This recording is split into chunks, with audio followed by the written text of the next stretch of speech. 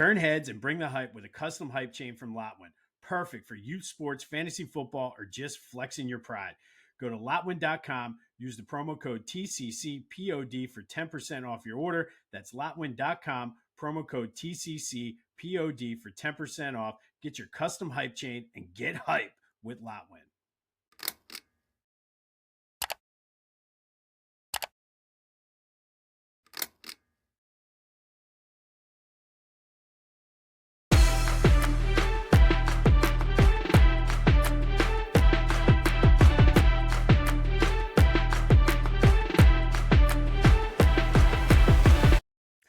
What's up, everyone? Welcome to this day in Philly sports history for December 9th, 2025. I'm your host, Jim Montgomery.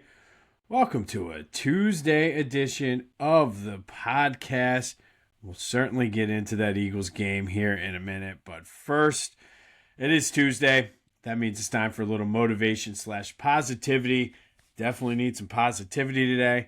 Also, a little bit of motivation. These are the days where, quite honestly, I have zero desire to do this podcast today. We'll get into that.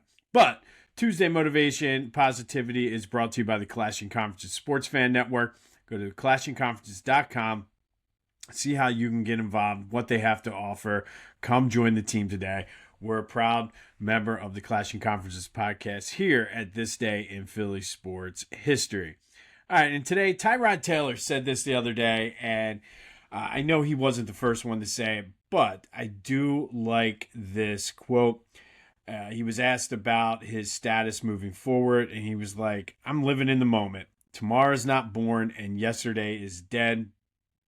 And I just felt that was very profound. It really stuck with me, especially with all the things going on in my personal life right now. I'm like, you know what? It's kind of just a reminder to take one day at a time, because the future obviously is uncertain. It's coming one way or the other. It's coming, but you can't dwell on it. You just can only be prepared and try to set yourself up to be successful and be prepared for whatever the future brings. By the same token, yesterday is gone. Yesterday is dead. You can't change it. You can't go and regret or long for what was, because basically you're wasting time, you're wasting energy. Obviously, you learn from what happened in the past, but it's not coming back. You learn and you try to set yourself up for the future. So that only really leaves living in the moment and make the most of it. Do what makes you happy. Live in the moment, whether it's the conversations, the moments. Just enjoy them. Be present for them. Don't think about what happened, what is going to happen, because truthfully, you can't control what has happened and what's going to happen. What's happened's happened. What's going to happen is going to happen no matter what. So why worry? And that's really been the crux of my life for the past 3 weeks, trying to not worry about what's going to happen and making the most of the opportunities and what's presented in front of me. But it's just a good reminder to live in the moment. And the more you live in the moment, the more you'll have less regret about what you did in the past. And the more you kind of squash that fear of the future as well. So it's kind of twofold there. Hopefully you can take something out of this week. I know Tyrod Taylor was not the original person who said this, but it is something that really stuck with me when I heard that on his interview, when asked about if he's looking for a contract or what does it mean for his future, and just living in the moment. And listen, it's difficult. It is hard to do, especially if you're in a situation like me where you don't know what tomorrow is going to bring. I don't even know what the next 5 hours are going to bring. But can't worry about it. You just set yourself up for the future and prepare for whatever's going to come. With that being said, it's things like updating your resume, throwing it out there. I have a couple interviews lined up this week, so kind of just preparing.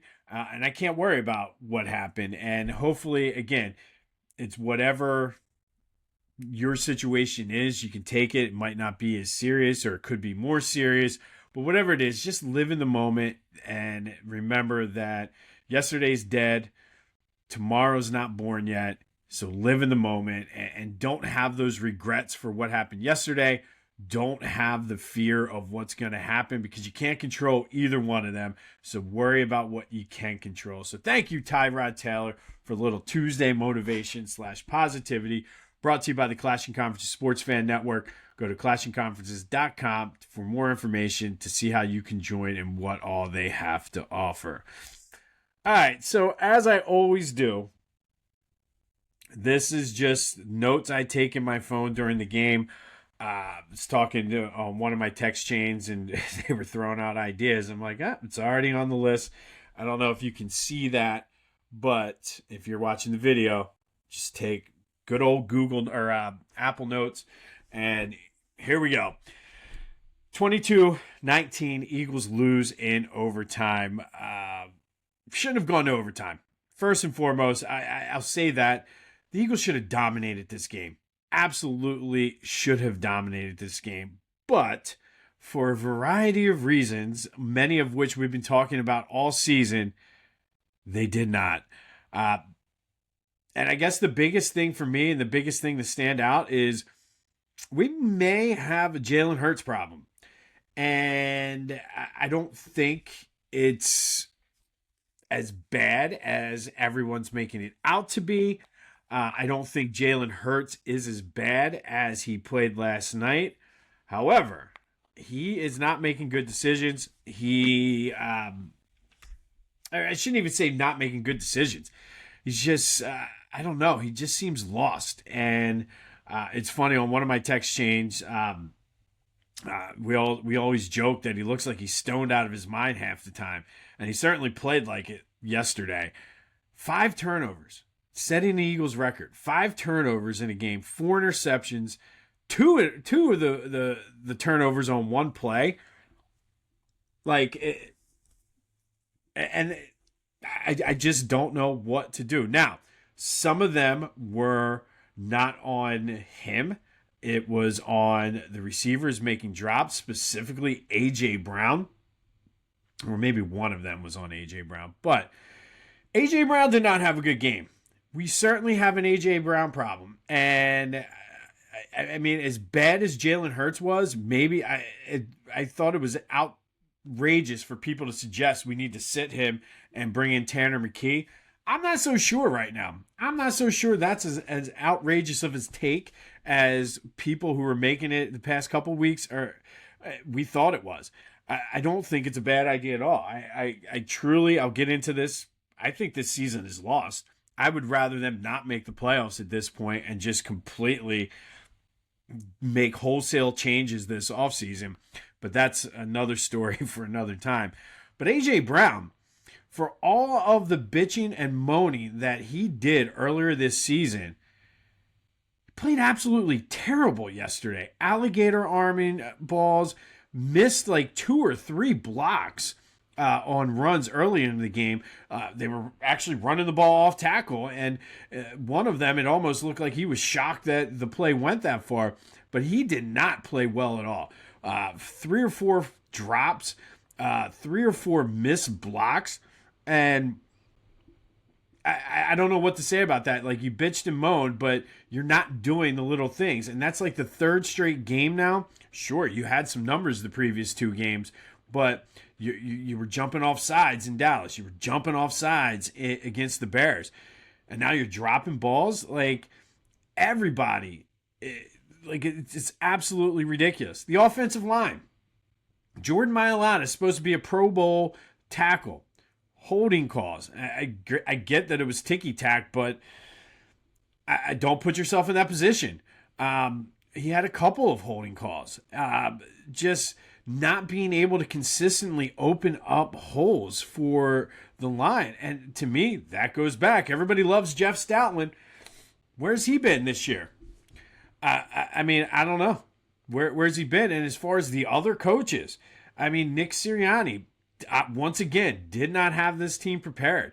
And I don't know if they're tuning out his message, if it's on the players for just being fat and hungry. I talked about this on the Brotherly Birds Breakdown, The thing in 2017 was that Jason Kelsey said, hungry dogs run faster. This team isn't hungry, and it shows. It 100% shows. Part of that's on the player, but the coaches need to get them motivated. You think Bill Belichick got the Patriots hungry for 6 Super Bowls? I think so. You think Andy Reid got the Chiefs hungry for what the run they've been on in the past few years? I think so. So part of that falls on the coaching, the play calling. Why are you not running the ball more with the lead in the fourth quarter? Why are you first down inside the 20 in overtime when all you need is at least a field goal to tie? Why are you passing it on first down? And Jalen, why are you throwing into double cover? That dude baited you into that interception 100%. And why are you throwing it to Jahan Dotson when you have A.J. Brown and Devontae Smith and Dallas Goedert, who were all playing well? Why not throw a little short out to Saquon? Why Jahan Dotson in that spot?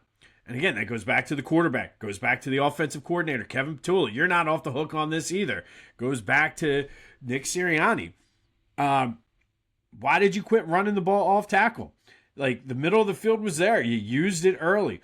Off tackle was there. You saw what happened. You used it, and then you went away from it. The play calling is too predictable. 100% too predictable. And then when you don't have your quarterback, who is a $50 million franchise quarterback allegedly, making good throws and smart decisions, you have your high-priced diva wide receiver not making blocks, not willing to make a catch and extend his arms. I mean, one of them, the one that was a little bit low, okay, maybe, but maybe turn around, draw a penalty. The one over the middle, I saw Emmanuel Acho say, oh, that's the one that Zach Ertz's career ended on. No, it wasn't. AJ could have totally grabbed that, fallen down, and he didn't even try. He didn't have to jump for it. Could have been a better pass from Jalen? Absolutely. Should he have caught it? Absolutely. So miss me with that. Your diva wide receiver is not playing well. And it's a real shame because this defense balled out yesterday. And you could tell, especially in the overtime drive, they were tired. They gave up the big play on the first drive and, for the most part, shut down the Chargers. Got after Justin Herbert. Vic was great with dialing up the blitzes. Nakobe Dean started off slow, and then somebody must have gotten in his face, and he played like a maniac in the second half. And that's a championship defense, and the offense once again let them down. And I'm sick of the excuses and this, that, and the other. I think we talked about it last week. Kevin Patullo is the easy scapegoat. But this falls on Nick Sirianni. This falls on Jalen Hurts. This falls on A.J. Brown, Jordan Mailata, Cam Jurgens. I can't even really put much on Landon Dickerson because he's basically on one leg and half a back. And he's out there trying to do what he can. But it's on Jeff Stoutland. It's on Howie Roseman. They showed his face. He looked like he was a deer in headlights, the face they showed him, and he should have been because he's like, oh shit, this team is not very good that I put together. I don't have depth on the offensive line. I overpaid for the quarterback. I overpaid for the receiver. Could have traded AJ and didn't. This team needs wholesale changes, and it's a damn shame because that defense played well. They were all over the place. The secondary played well. Even friggin' Adoree Jackson, who has been a liability for most of this season, played well. Zach Bond, for the most part, played well. The defensive line was in his face, Justin Herbert's face, all night. They played well. And the offense let them down. Special teams. Nick, our kicker, Jake Elliott, supposed to be so good. How do you miss that in a dome? Like a climate controlled. A 48-yard field goal you miss. Stop it. You need to get your head out of your ass. And it's a shame because Britt Covey played a hell of a game in the return game. Gave them good field position. And again, the offense let them down. The offense wasted it. And I'm sick of everybody blaming it on Kevin Patullo, this, that, and the other. Nick Sirianni, thanks for the Super Bowl. But guess what? Get your head out of your ass. Jalen Hurts, what the hell are you doing? You needed to come out and be Superman, be Michael Jordan, your mentor, and you played like Pat Ryan and Brad Gable and those guys, Jim McMahon. Hell, never mind. I'm not even going to put that on Jim McMahon because that's a disrespect to Jim McMahon. You played like absolute ass. A.J. Brown, get your head out of your ass. If you're worried about stats, request a trade, request to be released, whatever. But you're missing easy blocks. Everybody talks about, oh, this, that. You're a big dude. Make those blocks. Get the extra yards. Saquon was actually running hard for a change this year, or this game. And you couldn't, you missed like easy blocks. And then you're going to have drops? Come on, man. Like, you think Jerry Rice drops those balls? You want to be considered one of the best? Did Jerry Rice block those balls or miss those balls? Never. Never. So I think you need to look in the mirror. This whole team, this whole offense needs to look in the mirror. And I'm pissed off for the defense because of how great they played. And the offense, once again, let them down. Is this defense as great as last season? No. That was like an all-time defense last year. But they're playing well enough that this team should not be 8-5. This team should not be on a 3-game losing streak. All because the offense can't get out of their way and they don't talk to each other. I don't like him. Grow up. Absolutely grow up. Because there's no excuse for that. You should have ran that team out of this building. They showed glimpses of it, and then Jalen forgot who he was, or maybe that is who he is. And I'm sick of it. Like, Jalen has gotten a pass for the most part. I know some people still are riding that train. Remember when we were worried about, why, Cal, are you not putting the Super Bowl MVP in the top 10 conversation? Because of games like last night. He played like the 45th ranked quarterback in the league last night. And honestly, at this point, if Tanner McKee gets a start on Sunday, I'm all for it. I'm all for it because the Raiders are going to come in here and kick the Eagles' ass on Sunday if that offense plays. Max Crosby might have like 15 sacks, and I'll credit Matt from Fort Washington for that one. But this team is broken. This is not 2023. This is worse than 2023 because they were winning with smoke and mirrors. At least in 2023, they looked somewhat of a semblance of an offense. This team scores 19 points against the Chargers. 19! And the defense left it all out there on the field, and you, as an offense, let them down. It's absolutely ridiculous. I'll have more on this game tomorrow once I have a chance. I don't even want to rewatch it. I'll listen to press conferences and clips, but absolute pathetic excuse for a game. In a must-win game for your season. Don't look now. Hear this? That's the Dallas Cowboys knocking on your door. You're going to fool around and lose this division, and I'm all here for it because you don't deserve to win the division, especially playing like that. And you let your defense down. I feel horrible for that defense. I feel horrible that they were down Jalen Carter, and that defensive line balled the hell out. It's absolutely ridiculous. You should be ashamed of yourself. I'm ashamed that I'm an Eagles fan watching that. That's how pathetic of a display that was. All right, so for GOAT of the game, nobody on offense because nobody on offense deserves. They should be the jackasses of the game. And who's the biggest jackass of the game, A.J. Brown or Jalen Hurts? I think it's a tie. There you go. But go to the game, and it's all defense. It's the secondary, the defensive line, Nakobe Dean, who played like his hair was on fire in the second half, or Britt Covey, who balled out and tried, took hits, was getting his face mask ripped, and still making 20-yard returns. Like, they all put the effort in. Where was that effort from the offense? Where was it? Oh, it wasn't there. That's why. Take that positivity bunny and shove it up your ass. But who's your go to the game? Hit me up on the Back to the Future voice and text line, 267-495-8531. Get that. Vent. We're going to do a therapy. We do this a lot after ridiculous losses like this. Today's a therapy session. Call, text, vent. Get your frustrations out. It'll make you feel better. But what a pathetic, absolute, horrible display by the Philadelphia Eagles offense. I'm disgusted to be a fan of that team. I'm disgusted that I stuck up for Jalen Hurts, who in what at this point, biggest game of the season, came out and shit the bed. Ridiculous. But who's your go to the game?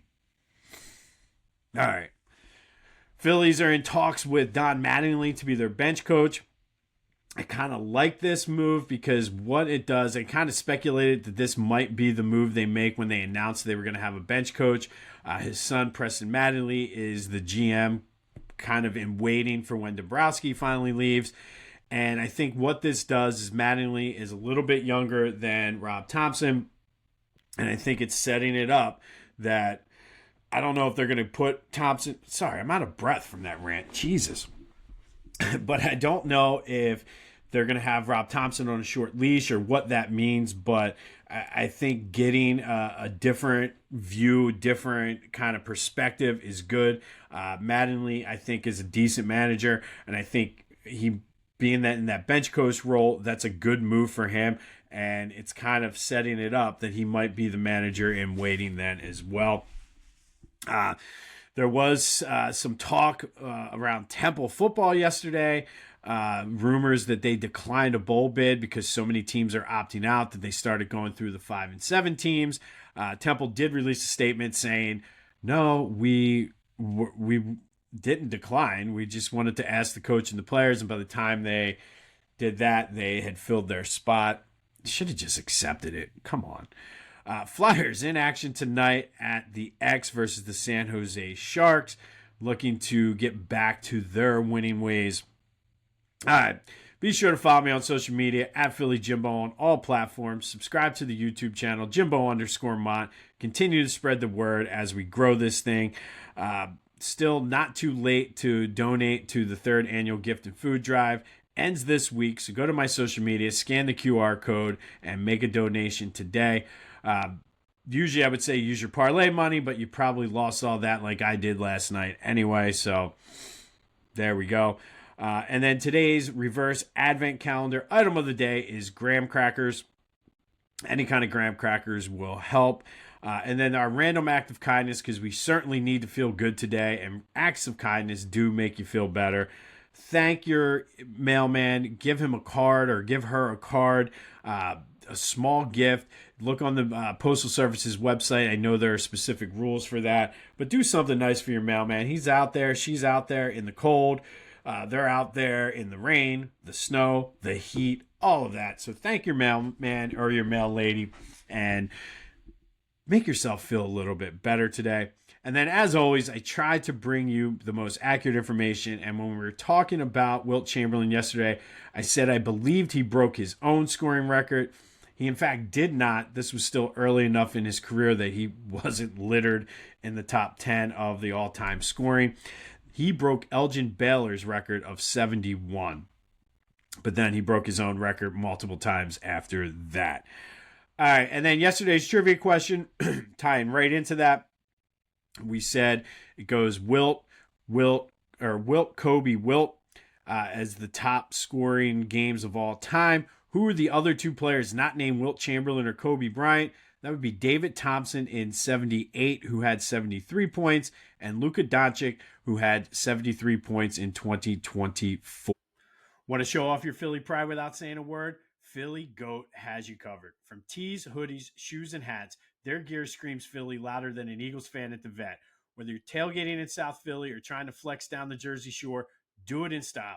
Hit up phillygoat.com, use the promo code Jim Montgomery, and get 10% off your order. Philly Goat, because being Philly ain't a choice, it's a way of life. Go Birds! All right, December 9th. First, we're going to go back to 1982, and this is still a controversial trade.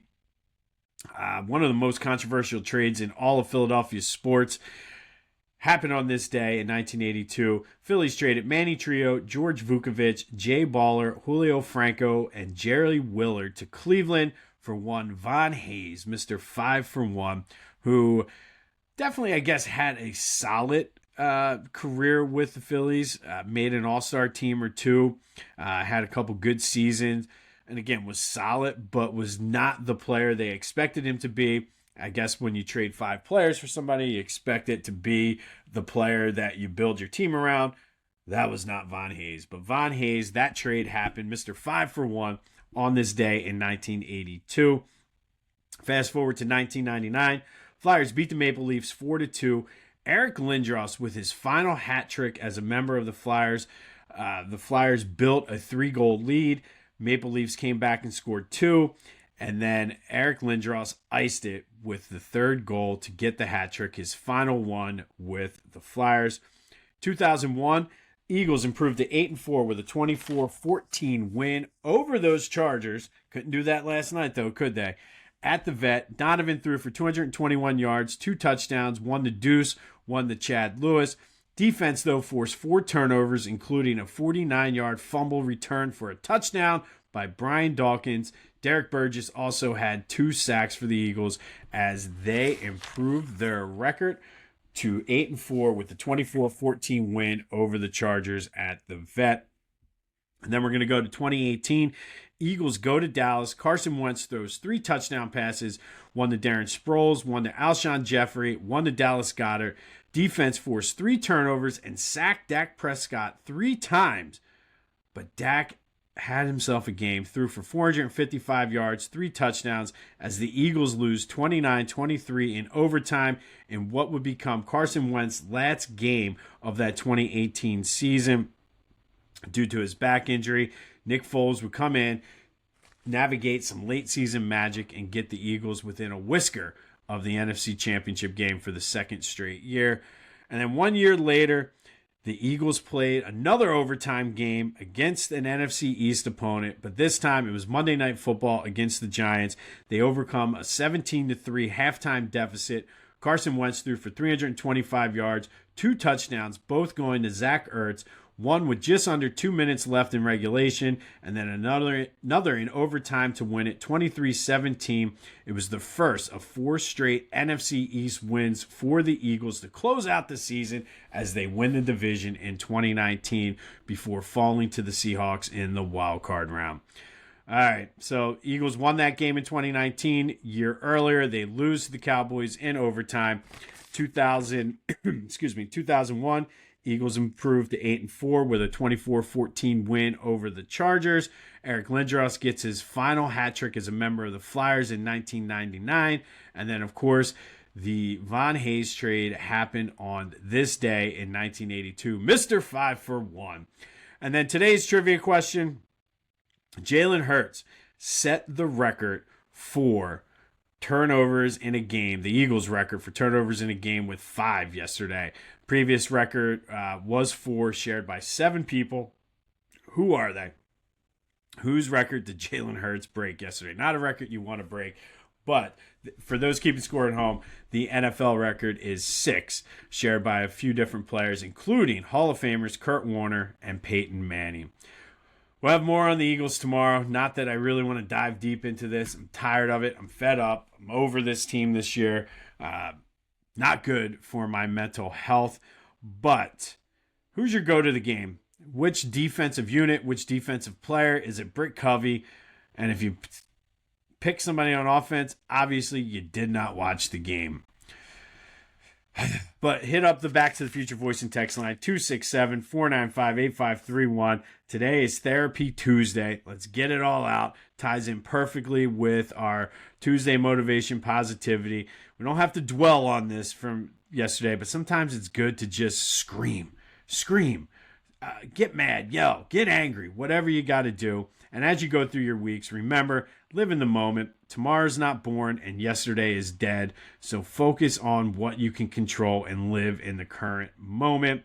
Don't forget to donate to the 3rd annual gift and food drive benefiting the Mattie N Dixon Community Cupboard. Still time through the end of this week.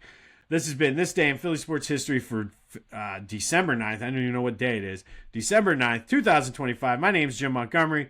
Go have yourselves a Tuesday. And until next time, I'll see you when I see you.